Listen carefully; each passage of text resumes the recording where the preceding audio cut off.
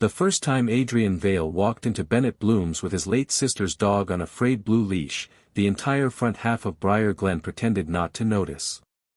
Mrs. Hargrove kept trimming carnations she had already trimmed.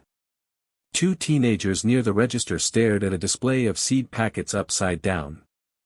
Old Mr. Leland, who had not purchased a cactus in 11 years, suddenly developed a deep and urgent need to inspect ceramic watering cans. In a town that ran on casserole deliveries, porch lights, and other people's business, a millionaire who hated attention showing up at the greenhouse before 9 in the morning with a 70-pound shepherd mix and an expression like he regretted being born was the sort of event people would remember longer than elections. Mara Bennett did not look up right away. She was on the floor near a tipped bucket of potting soil, one knee muddy, red braid sliding over her shoulder as she tried to coax a stubborn root ball out of a cracked terracotta pot. There was dirt on her cheek, sunlight on the back of her neck, and a pencil tucked behind one ear that made her look less like the owner of the greenhouse and more like a woman arguing with spring itself and determined to win. Adrian noticed all of that in one glance and then hated himself for noticing, because he had come for the dog and for nothing else. Or at least that was what he had told himself when he signed the adoption papers an hour earlier with a hand steadier than he felt. Jasper, the dog in question, saw Mara first. His tail began thumping with the slow, delighted certainty of something old and loyal finding home. He dragged Adrian 3 steps forward.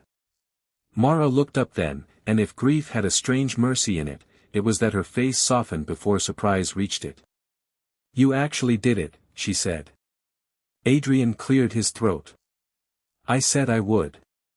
She rose in one smooth motion, dusting soil from her jeans. Most people say a lot of things after a funeral. The truth landed where it always landed lately, somewhere under his ribs. Evelyn had been gone 6 weeks. 6 weeks since the accident on the wet county road. 6 weeks since her laugh disappeared from the lake house, from his voicemail, from the town she had loved enough to return to after college while he built his fortune in cities with glass towers and elevators that smelled like steel. Adrian had not been able to save his sister, and Jasper was the only living creature who had looked more lost than he felt. "I'm not most people," he said. "No," Mara replied, studying him in that direct way of hers that felt less like being admired and more like being accurately assessed. "You're Adrian Vale." There was history in the sentence, not romantic history, which would have been easier, but the heavier sort. Mara had been Evelyn's best friend since high school. She had eaten Sunday dinners at the Vale estate and painted signs for Evelyn's charity drives and once, years ago, had stood under Adrian's balcony during a summer storm shouting up at him for missing his sister's art show because of a business call. He had remembered that night more often than he should have. Her hair had plastered itself to her face in the rain. Her anger had been righteous. His apology had been late. Jasper sat squarely on Mara's boot. She laughed, and the sound changed the room. "Traitor." "He's yours," Adrian said too quickly. "Technically, yes." She crouched to scratch Jasper behind the ears. "But that dog doesn't understand technicality. He understands routine, oatmeal biscuits, and who sings to him when thunderstorms hit. I can learn the routine." Mara glanced up. "Can you?" There it was, plain and quiet. Not cruelty. Not challenge. Just doubt honest enough to sting. Behind them, someone knocked over a metal tray of seedling pots. Nobody turned. Briar Glen was trying very hard to become invisible. Adrian looked at the dog, because dogs were simpler than women who remembered all the right things about you. Jasper's muzzle had gone silver around the edges. One ear stood up straight, the other folded at the tip as if indecision had become anatomy. Evelyn had rescued him 7 years ago from a county shelter and called him her old soul in a borrowed body. When she died, Mara had taken him in because Adrian was in Boston finalizing the sale of a company he no longer cared about. Now he was back in Briar Glen longer than anyone expected, staying at Vale House with its echoing halls and polished floors and the kind of silence money could never soften. He had told the town he was here to settle Evelyn's affairs. He had told his father the same. He had told himself adopting Jasper was about honoring his sister. The trouble was that all three things were true, and not one of them was the whole truth. The whole truth was standing in front of him with dirt on her cheek and jasmine leaves caught in her braid. Mara lasted exactly 2 days before she realized Adrian Vale had not adopted Jasper so much as entered into a highly formal arrangement to be outmaneuvered by him. On Monday morning Jasper refused to eat unless the bowl was placed near the back porch with the door cracked open. On Monday afternoon he carried Adrian's leather shoe into the koi pond and watched without remorse while the gardener fished it out with a net. On Tuesday he planted himself in front of the truck and would not move until Adrian drove him to Bennett Bloom's, where the dog marched to the greenhouse office and leaned all his weight against Mara's knees as if he had personally arranged the visit. Mara folded her arms. "You know he's manipulating you." Adrian stood in the doorway holding a bag of gourmet dog treats that looked expensive enough to require a security escort. "That is not possible." "Of course it's possible." She rubbed Jasper's chest. "He spent 7 years with Evelyn. He knows how to weaponize affection. He refused salmon. That's because you bought him salmon medallions from some boutique pet bakery in Charleston." Adrian frowned. "How do you know they're from Charleston?" "Because nobody in this county puts rosemary garnish on dog food unless it arrived from somewhere with valet parking." He should not have smiled. He smiled anyway. Mara saw it and looked absurdly pleased with herself. "There it is." He straightened at once. "There is what?" "A face suggesting you were born with at least one human emotion." Adrian glanced toward the sales floor. Mrs. Hargrove was now openly eavesdropping beside the begonias. "This town is exhausting. This town kept your sister fed after every fundraiser and sent soup when I had the flu." Mara stood and brushed dirt from her palms. "It's only exhausting when it cares." The remark would have irritated him if it had come from anyone else. From her, it merely lodged somewhere inconvenient. Mara took the bag from his hand and read the label. "Duck liver, pumpkin flour, lavender honey." "Adrian, this dog used to eat toast crusts from Evelyn's plate and act like he'd robbed a bank. I assumed the best brands were best." That's a very Millionaire sentence. He ignored the title, though Briar Glen rarely let him. To the town he was not Adrian first. He was money first, then absence, then the brother who came home too late. The Vale family lumber mill had built half the county generations ago, and Adrian had multiplied that inheritance into technology, logistics, and enough investments to make magazines call him disciplined and women in Manhattan call him impossible. None of that meant much in a greenhouse where begonias needed misting and a mutt preferred stale biscuits. Mara moved behind the counter and reached for a dented tin. "Here." Inside were uneven oatmeal treats shaped like stars. Jasper sat instantly. "You made those?" "My Aunt Ruth did, until she couldn't." Mara's voice softened. Ruth Bennett had died the previous winter and left Mara the greenhouse, the debt attached to it, and a handwritten note that said "Don't let the roses go dramatic on me just because I did. Now I do." Adrian took one of the biscuits. "He likes these. He loves these." Adrian crouched. "Sit." Jasper remained motionless, noble, unconcerned. Mara bit back a smile. "Try saying please. He responds to basic respect." Adrian stared at her. "You are joking. About dogs?" "Never." He looked at Jasper again, the old dog regarding him with the ancient patience of a creature who knew exactly how this would end. Adrian exhaled. "Please sit." Jasper sat. Mrs. Hargrove let out a triumphant little gasp from the begonias. Mara laughed so hard she had to grip the counter. Adrian rose, dignity in ruins. "I'm beginning to dislike that dog." "No, you're not." No, he wasn't. That was the problem with Jasper. The dog kept carrying pieces of Evelyn into the room. The tilt of his head when someone spoke kindly. The offended huff when ignored. The way he wandered toward music and sunlight and the people who needed company more than they admitted. Loving Jasper felt dangerously close to reopening something Adrian had barely managed to numb. As if sensing the shift, Mara's humor gentled. He misses her too. He should have said something measured, something brief. Instead he asked, did she talk to you about me? Mara's fingers stilled on the biscuit tin. Sometimes. Only sometimes. She tried not to when she was angry. He looked away. Mara stepped around the counter. Adrian. He hated how easily she said his name, as if it belonged somewhere warm. Evelyn loved you, she said quietly. Even when she was furious. Especially then. The greenhouse hummed around them. Fans turned overhead. Somewhere out front the register chimed. Jasper leaned against Adrian's leg, steady and heavy. He had spent his adult life managing numbers large enough to alter markets, but grief made him feel stupid and ordinary and helpless in all the old ways. Mara touched his sleeve, a light brief contact that somehow carried more force than a demand. If you want, she said, I can come by this afternoon and help you settle him in. He should have refused. Instead he heard himself say, what time? By 3 o'clock the entire town knew Mara Bennett was driving to Vale House with a canvas bag of dog supplies, and by 3:15 at least 6 people had found innocent reasons to pass the front gates.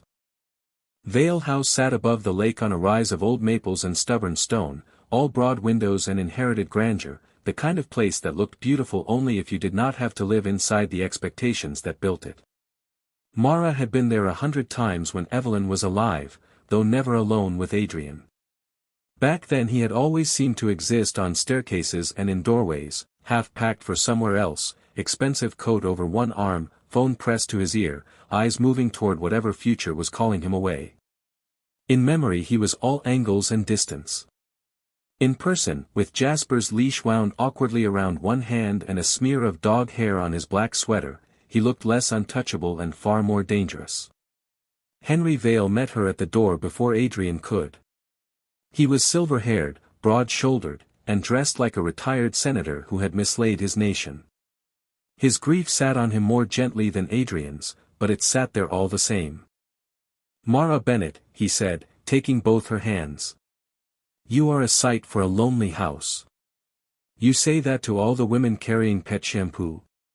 Only the promising ones. She laughed, because Henry had always disarmed people on purpose. It was a Vale family skill, though Adrian deployed it so rarely the town considered him nearly mythological. Henry lowered his voice. He's in the kitchen trying to read a dog care manual as if it's a contract dispute. Save him. I'm here for Jasper, she said. Henry's eyes warmed in that irritatingly perceptive way fathers sometimes had. Of course you are. The kitchen at Vale House had been renovated 3 times in 30 years and still looked as though nobody truly cooked in it. Adrian stood at the island with a booklet titled Transitioning Your Rescue Dog and an expression suggesting betrayal at every page. Jasper, sprawled at his feet, seemed perfectly content. Mara set her canvas bag down. How's the emergency? Adrian looked up, and there it was again, that quick unreadable flicker that passed through his face every time he saw her, like surprise had not yet made peace with expectation. He drank from the decorative fountain. Good. Means he's settling. He also stole a sock from the laundry room.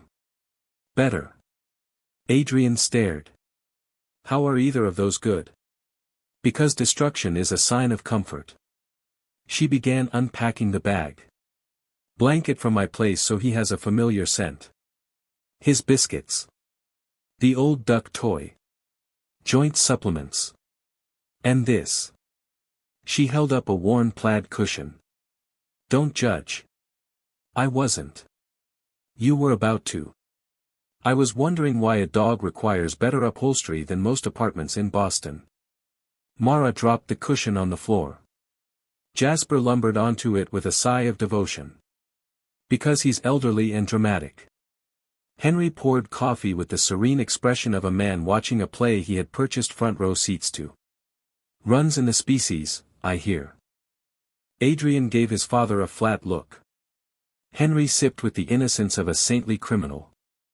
The afternoon took on the rhythm of ordinary things, which were always the most dangerous things in matters of the heart.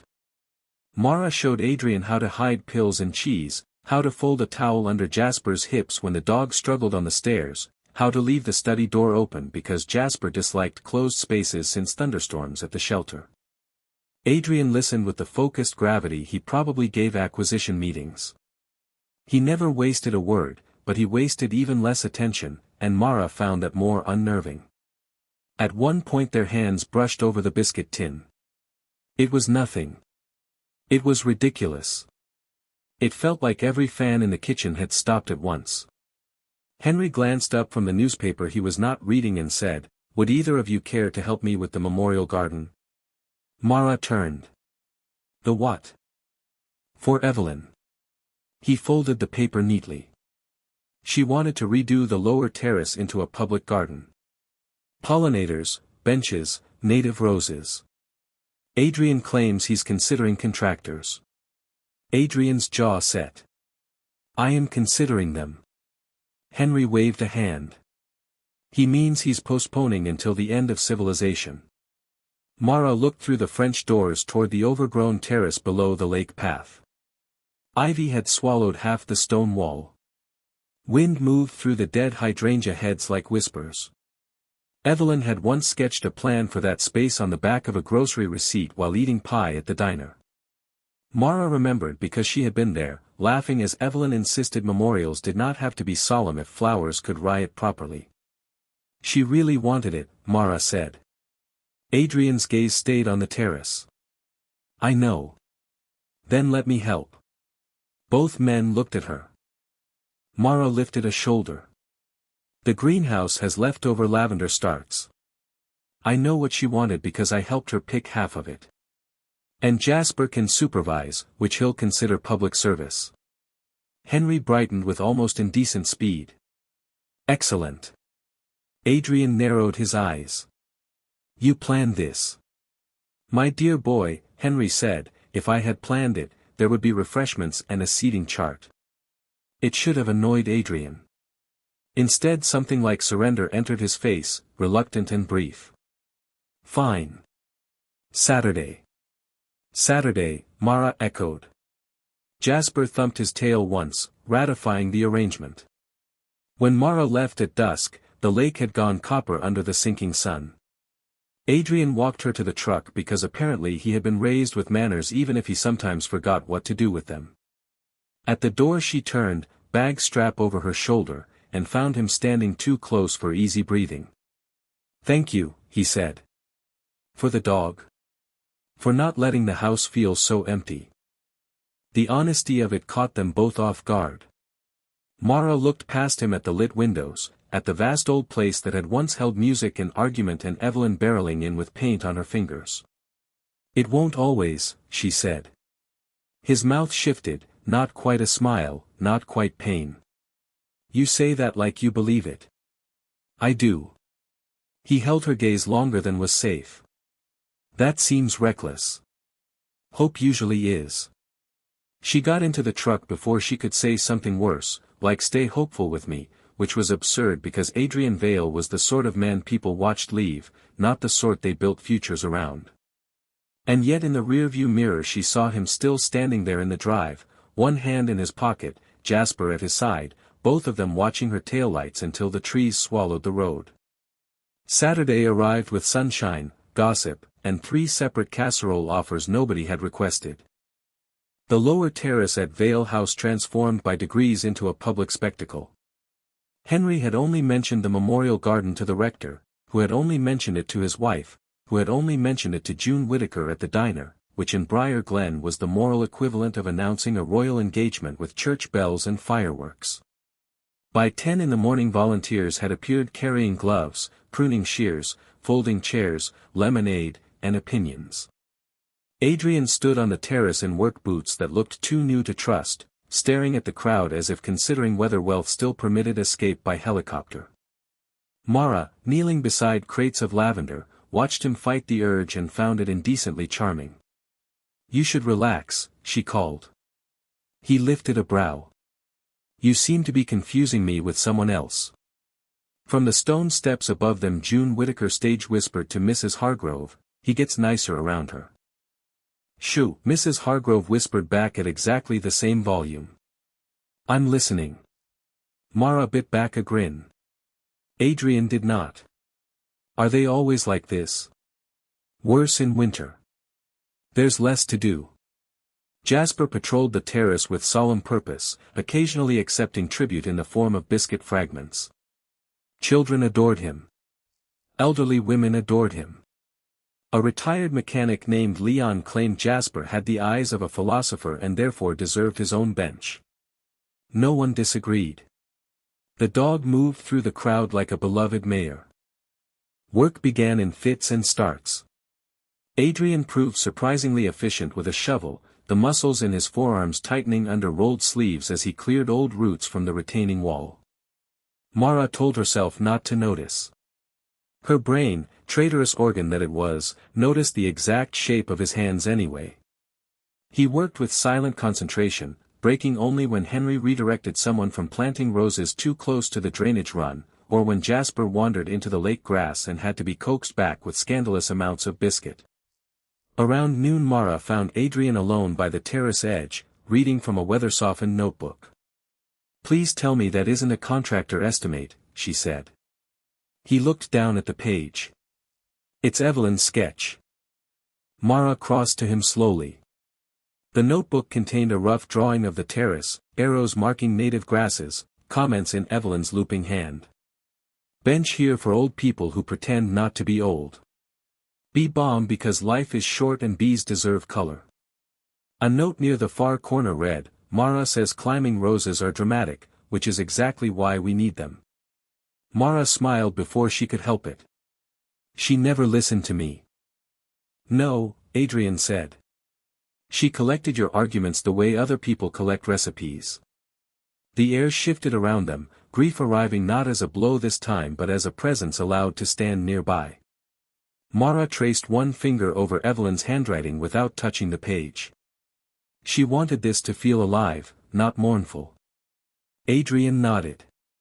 I know. I kept postponing it anyway. Because doing it makes it final. He looked at her, then away toward the lake. Because if I built the thing she wanted after she was gone, it felt too much like admission that gone was permanent. Mara could have answered gently. Instead she gave him the truth he seemed to keep drawing from her whether she intended to offer it or not.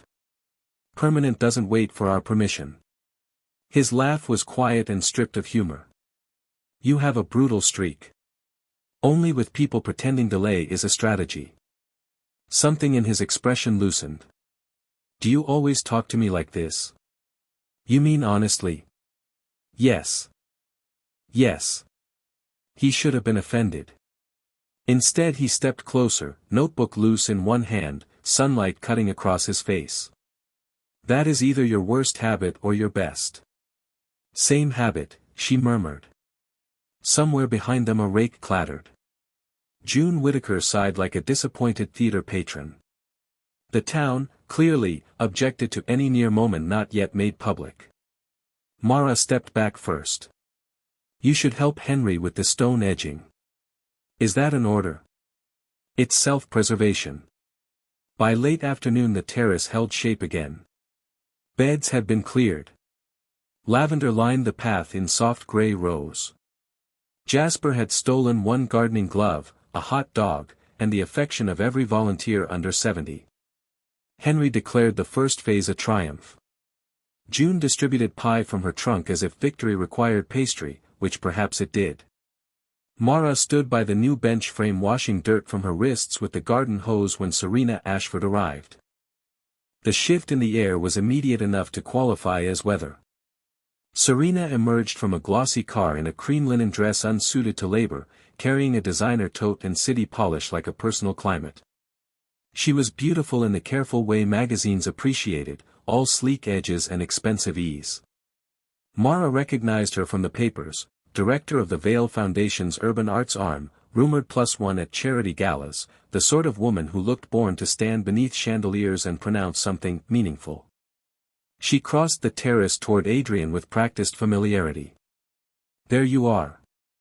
Adrian's face closed by reflex. "Serena." Henry muttered under his breath, "Well, hell." Mara turned off the hose. Serena kissed Adrian's cheek as though the crowd did not exist. "Your assistant said you were impossible to reach. I thought if I drove up myself you'd stop hiding in the woods." "I wasn't hiding." Serena surveyed the volunteers, the dirt, the pie, the dog with something dangerously near amusement. "Apparently not." Mara should not have cared. She cared instantly, furiously, and for reasons she despised. Jasper trotted over, sniffed Serena's heels, then sneezed and walked back to Mara. June Whittaker made a small delighted noise that would absolutely become local legend before sunset. Serena stayed for dinner, which would have been unfortunate under any circumstances but became catastrophic because Henry, perhaps believing tension built character, insisted everyone eat on the terrace overlooking the half-finished memorial garden. The table filled with fried chicken, tomato salad, cornbread, and the sort of silverware one only used when pretending family life was simple. June had sent pie. Mrs. Hargrove had sent green beans. Leon had sent wine no one trusted because Leon described all wine as aggressively honest. Adrian sat at one end of the table looking as if he had accidentally scheduled himself into a diplomatic incident. Serena took the seat on his right. Mara landed on his left because Henry patted the chair there with such transparent purpose she nearly refused on principle. Jasper collapsed under the table between Adrian's boots and Mara's sandals, a neutral party in theory and a traitor in practice. Serena smiled across the candlelight. "So this is where you've disappeared." Adrian cut into his chicken. "I told you I was taking time.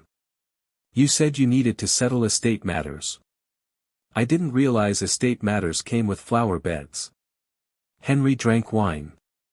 "Grief evolves." Serena gave him a measured glance and turned back to Adrian. "The board still expects a decision about the Boston expansion. Then the board can expect it next month." Mara kept her attention on her plate, but she felt the shift in him. Money made Adrian patient in public and immovable in private. Pressure, however polished, never softened him. It only made the steel more visible. Serena let the pause lengthen. "I came because people are beginning to assume you've gone rural." June, arriving conveniently with extra pie, nearly walked straight into the rosemary bush from trying to hear better. "I am rural," Henry said mildly. "And we manage." A smile touched Serena's mouth without reaching her eyes. "Of course." Mara should have stayed out of it. Instead she asked, "Would that be a problem?"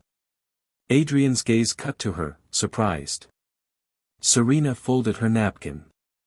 "Only if a man with Adrian's reach starts confusing retreat with purpose." Mara met the look evenly. "Funny. From here, purpose seems to be the only reason he's still sitting at this table." Silence fell so cleanly the lake insects became audible.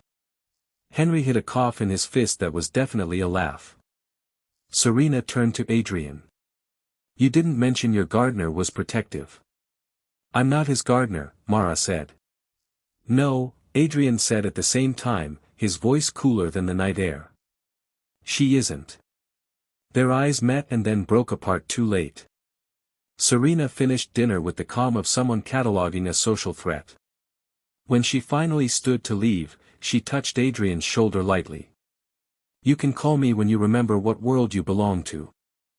After she drove away, Briar Glen exhaled as one organism. June took 3 plates to the kitchen at impossible speed, surely to tell Mrs. Hargrove every detail before memory could blur it. Henry claimed sudden fatigue and vanished indoors with suspicious efficiency, leaving Adrian and Mara alone on the terrace while fireflies rose from the grass. Jasper thumped onto his cushion and sighed. Mara gathered napkins to give her hands something to do. "Your friend seems lovely." Adrian leaned against the rail. "Serena is not my friend." She kissed you like she'd purchased a subscription. That earned a short startled laugh. That's a vicious phrase. I'm in a mood. So I noticed. The candles shifted in the breeze, throwing gold over his face. Without the audience of town and father and polished rivals, Adrian looked tired rather than imposing. Younger, somehow, and sadder. Mara hated that those two things together made him harder to resist. You didn't have to defend me, he said. I wasn't defending you. No. I was defending Briar Glen from being spoken about as if we all churn butter for entertainment. He looked toward the dark slope of the garden. You always did sound more alive here than anyone else. The remark softened her before she could stop it. That's because I am. He was quiet for a beat. And in Boston? I visited once for a wholesale market. Stayed 2 nights. Heard 3 ambulances, a break-up through hotel walls, and a man scream at a barista about foam. Adrian's mouth twitched. Devastating. I came home and hugged a hydrangea. That seems unsanitary. It was worth it. They smiled at the same time and both went still, as if the shared ease had crossed some unspoken line. Mara turned away first, stacking plates by size because order felt safer than him. Why did Serena really come? He took a moment to answer. To see if grief had made me easier to redirect. And has it? No, his voice lowered. It's only made me less interested in pretending. Something in her chest tightened. Pretending what? That I belong somewhere simply because I built something there. She faced him again. And do you? I don't know. His eyes held hers. I know Evelyn belonged here. I know Jasper settles the second he sees your greenhouse. I know my father looks 10 years younger when the front door keeps opening. Beyond that, I'm improvising. It was too much honesty for a man like Adrian, and Mara felt it like heat. He stepped toward the table, reaching for a stray plate at the same moment she did. Their hands met. Neither moved. His fingers were warm, rougher than a billionaire's had any right to be after a week of garden work and dog wrangling. The world narrowed absurdly around a stack of dishes. Mara, he said, and her name in his mouth sounded like a thought he had been carrying alone too long. Jasper chose that moment to bark once in his sleep and kick over an empty water glass. They jumped apart. Mara laughed breathlessly, because if she did not laugh she might have done something reckless and unforgettable. Your dog has excellent timing. Our dog trainer, Adrian corrected automatically, then seemed to hear himself. The silence after that felt bigger than the lake. Mara set the last plate down. I should go. He nodded, but not like he wanted to. I'll walk you out. At the truck she expected the mood to thin into something practical. It did not.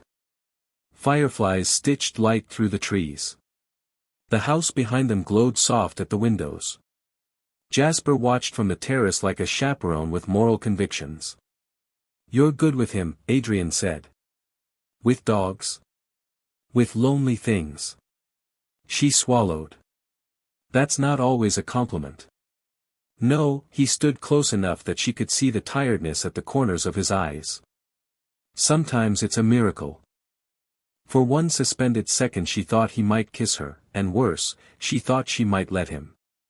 Instead he opened the truck door like a gentleman from some older, more dangerous age and said good night in a voice rough enough to haunt her all the way home. If Briar Glen had treated Adrian's first visits to the greenhouse as interesting, it treated the next 2 weeks as premium entertainment. He came for dog biscuits. He came because Jasper's nail had split and Mara knew how to calm him for trimming.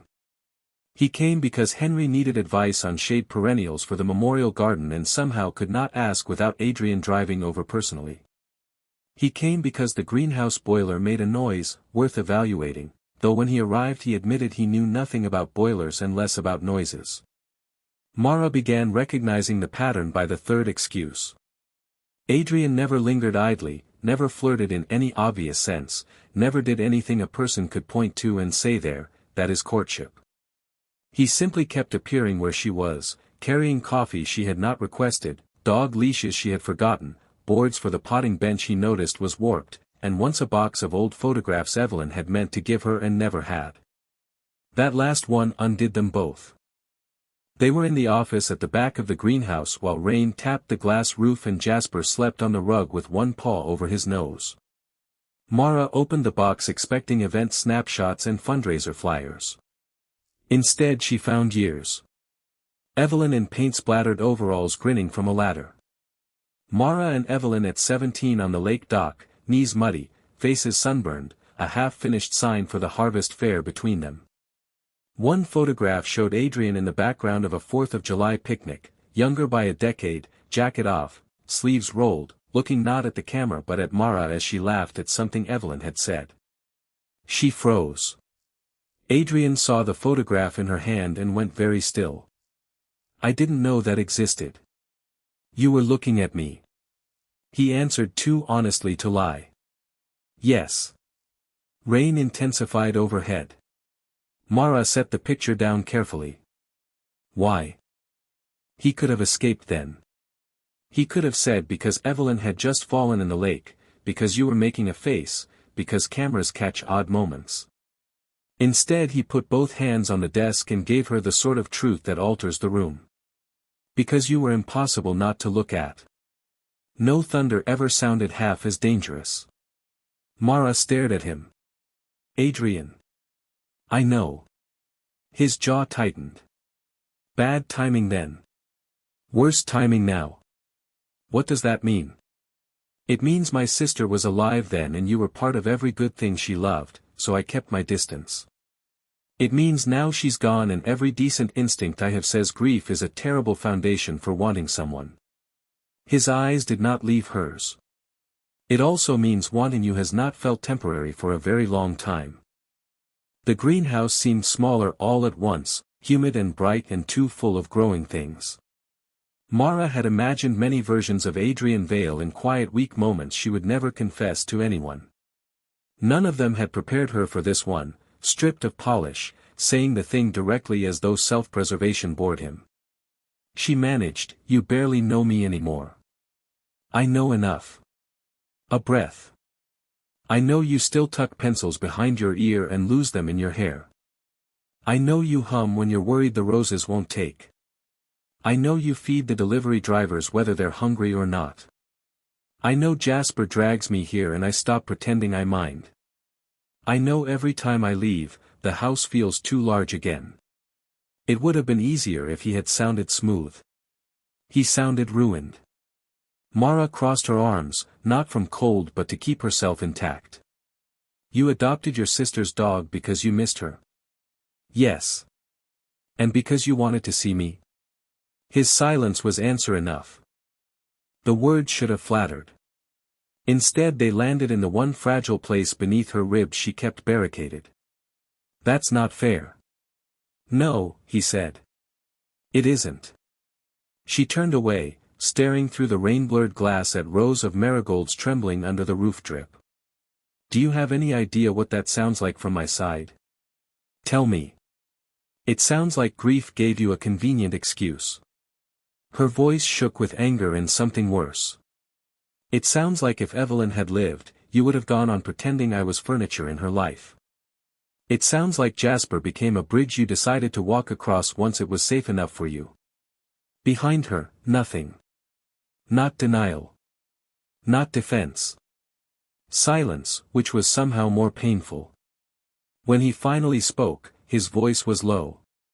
You're not wrong. That was the worst possible answer.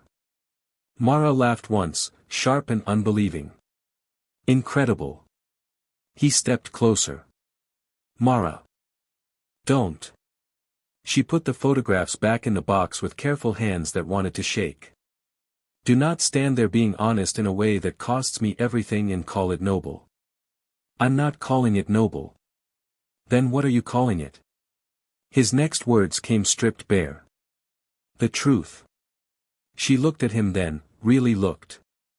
Grief. Desire. Regret. A man who had built his life by control and was discovering too late that the heart did not care about strategy.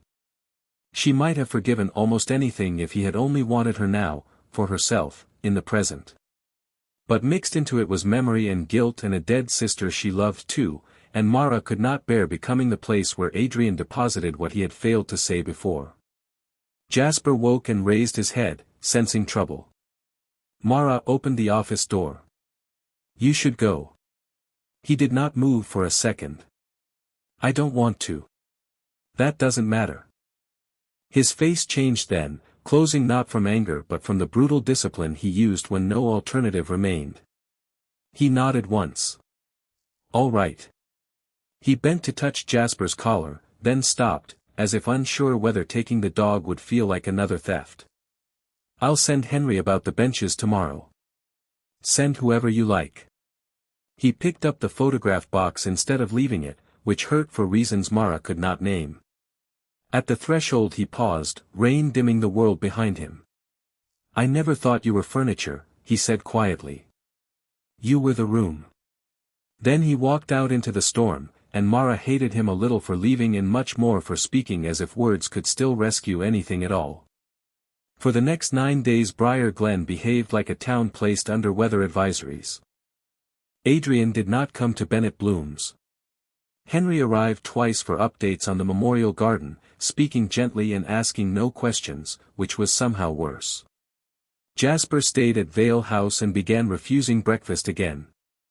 Mara heard this from June, who heard it from Henry, who almost certainly intended her to hear it though he would have denied coordination under oath. The greenhouse felt busier and emptier at the same time. Customers came. Trucks unloaded. The boiler rattled. Rain passed. Sun returned. Nothing altered the sense that some important mechanism had jammed.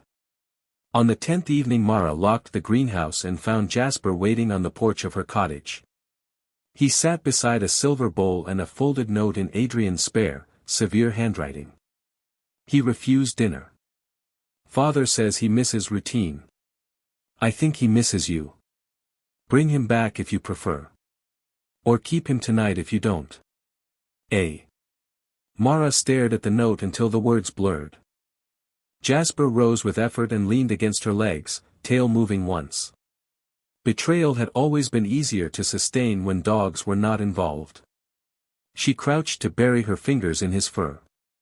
"You manipulative old man." Jasper licked her wrist, which was answer enough.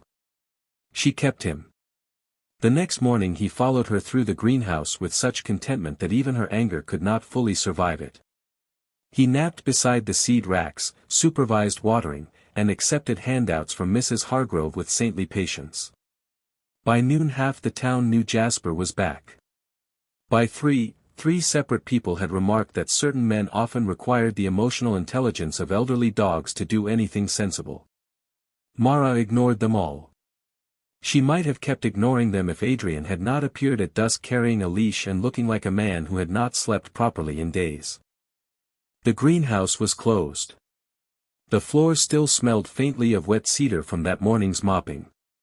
Mara stood by the register, cloth in hand, while Jasper lifted his head and made a small sound of unmistakable delight. Adrian stopped a few feet inside the door. "I can come back." "You're already here." "True." He looked tired. Not disheveled, because Adrian probably considered that a moral failure, but the precision had worn thin. His shirt sleeves were rolled, tie absent, hair less disciplined than usual. The sight of him like that was unhelpfully intimate. "I came for Jasper," he said. "Of course." But he did not reach for the leash. He stood there with it looped in one hand and all the words he apparently hated collecting in his throat. Mara set the cloth down. "If you have something to say, say it." He nodded once, as though receiving terms in a negotiation he had no leverage to refuse. "I sent him because I knew you'd take him." "That was manipulative." "Yes." "And unfair." "Yes." "Good. At least we agree on something." A flicker of almost smile crossed his face and vanished. I've had time to consider that I seem to do my worst work when trying to get near you. She folded her arms. That is not an apology. No, his gaze held hers steadily. This is. I am sorry I made you feel chosen for the wrong reasons. I'm sorry grief and truth arrived tangled. I'm sorry I let years pass where I could have been braver and didn't. He swallowed once. And I'm sorry that when I finally spoke, it sounded like you were a consolation prize for what I lost. You aren't. Something inside her shifted but did not yet soften. Then what am I? His answer came at once. The future I did not know how to ask for when I still thought I had time to become the kind of man who deserved to. Silence stretched between them, immense and fragile.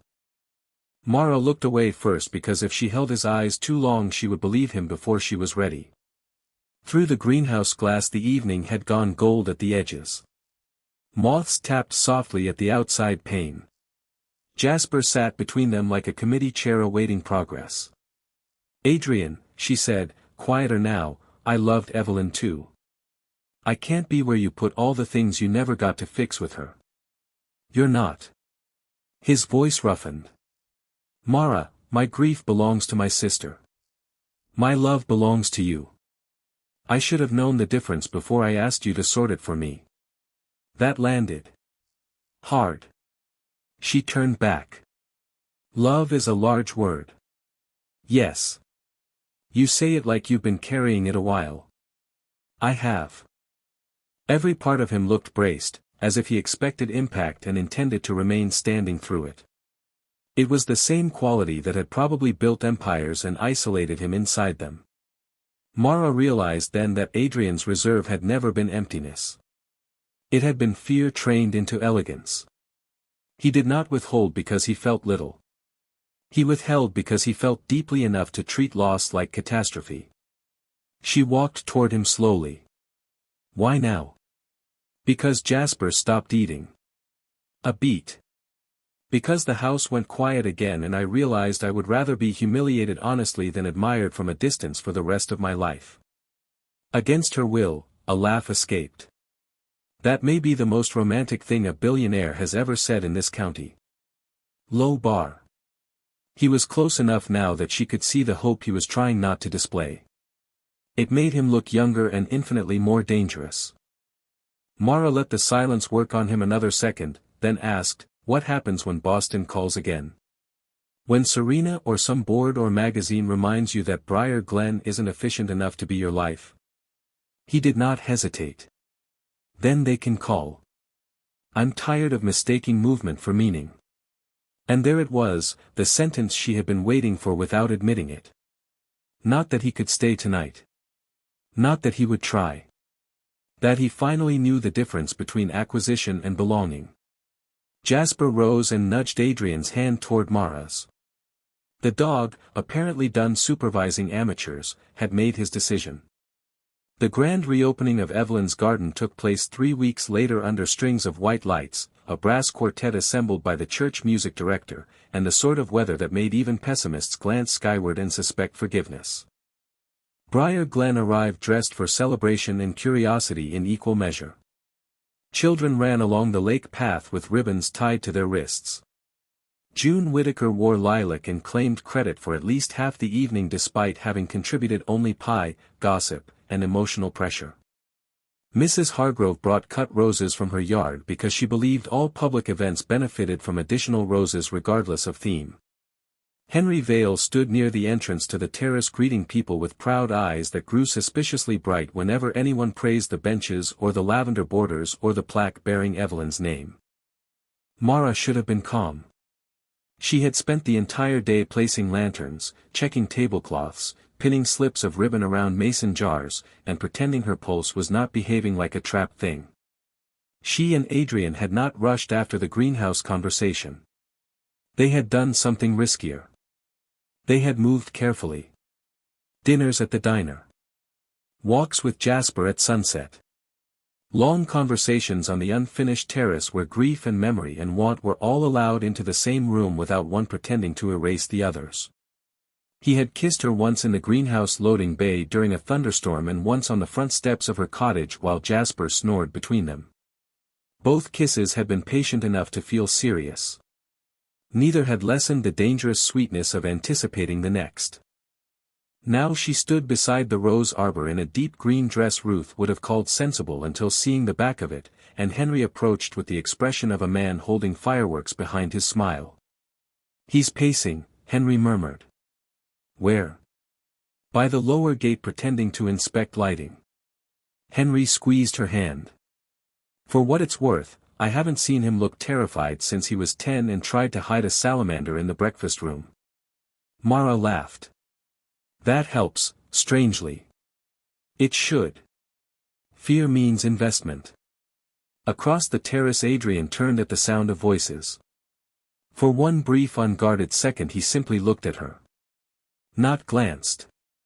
Not admired politely. Looked, as if the whole crowded garden had narrowed to one line of sight and he had no intention of pretending otherwise. He wore a dark suit without a tie, the formality softened by evening air and the fact that Jasper sat at his feet wearing a sage green bow tie like a retired professor forced into public service. Mara crossed the terrace toward them with the odd sensation of walking into the exact life she might once have dismissed as impossible for self-protection. Adrian met her halfway. "You're staring," she said softly. "Yes. People can see." "I'm aware." She smiled. And I spent too long letting people see the wrong things." The music shifted to something warm and familiar. Around them guests mingled, glasses clinked, children shouted near the lake, and the garden glowed with the kind of beauty Evelyn would have adored precisely because it felt lived in rather than perfected. Lavender brushed the path. Bees had already found the late blooms. On the bench near the plaque, June and Mrs. Hargrove sat like queens reviewing a kingdom they had personally bullied into happiness. Henry tapped a spoon against a glass and welcomed everyone. He spoke of Evelyn's generosity, of gardens as places where memory could bloom without becoming a grave, of community and second chances and the peculiar wisdom of dogs. People laughed. People cried. Leon opened wine no one trusted. It turned out to be excellent. Then Henry cleared his throat and said, "My son insists he has something brief to add, which means we may all be here till midnight." Groans and cheers rose at once. Adrian took the glass from his father with the expression of a man accepting both execution and absolution. He was not a public speaker by nature, his confidence lived in meetings and contracts, not in feelings witnessed by neighbors holding pastry. But when he looked at Mara, whatever remained of hesitation altered into certainty. "My sister believed beauty was most honest when shared," he began. "That was true of art and gardens and, unfortunately for those of us who value privacy, personal opinions." Laughter eased through the crowd. She loved this town because it notices when someone is hurting and appears with food before being asked. She loved this terrace because she said grief should have somewhere to sit beside joy instead of hiding from it. Mara felt her eyes sting. Adrian continued, voice lower now. "I came back thinking I was here to finish her work and leave. It took this town, this dog, and one very patient woman to show me leaving is not always the same as living." A murmur passed through the guests. June clasped Mrs. Hargrove's arm so hard the woman nearly lost a bracelet. Adrian drew a folded card from his pocket. "I also found something in Evelyn's things." He opened it carefully. "A note. For me." His gaze flicked to Mara. "It says, Adrian, if you spend another decade acting like your heart is a hostile witness, I'll haunt the tailoring out of your closets. Jasper likes Mara. Trust the dog." The terrace dissolved into startled laughter. Mara covered her mouth, half laughing, half crying, because yes, that sounded exactly like Evelyn. Adrian stepped closer. "I should have trusted the dog sooner." Then, in front of the entire town, the lights, the lake, the bench, the memorial, the gossip column in human form, and one shepherd mix with unshakable instincts, Adrian Vale sank to one knee. Mara made a helpless sound. Somewhere June shouted, "About time." He held out not a velvet box at first but a weathered biscuit tin. Inside, nestled on a square of blue ribbon, lay a ring and one oatmeal star. "I know this is fast for some people and late for us," Adrian said, eyes fixed on hers. "I know love after loss asks for courage twice. But if you want it, I would like a life with muddy floors, overwatered plants, elderly dogs, loud kitchens, difficult hope, and you. Especially you." Jasper sneezed once, as if approving procedure. Mara laughed through tears and said yes before reason could suggest any other answer. The terrace erupted. Henry sat down abruptly on the nearest bench and cried without shame. June declared she needed stronger pie. Adrian slid the ring onto Mara's finger with hands that were not entirely steady, and when he stood she kissed him in front of everybody because some moments deserved witnesses. Later, much later, after music and dancing and lantern light and promises, they sat together on Evelyn's bench while Jasper slept across both their feet and the town slowly drifted home. "You realize," Mara said, leaning into his shoulder, "they'll never stop talking about this." Adrian kissed her temple. "Then let them get the details right." "Which details?" He looked over the glowing garden, the path, the benches, the town below, then back at her with a tenderness so steady it felt like home. "That I adopted my late sister's dog because I missed her," he said. "And because he was smart enough to lead me to the woman I should have been brave enough to choose long ago." Mara smiled in the dark. "Better." He threaded his fingers through hers. "Not better," he said softly. "Best."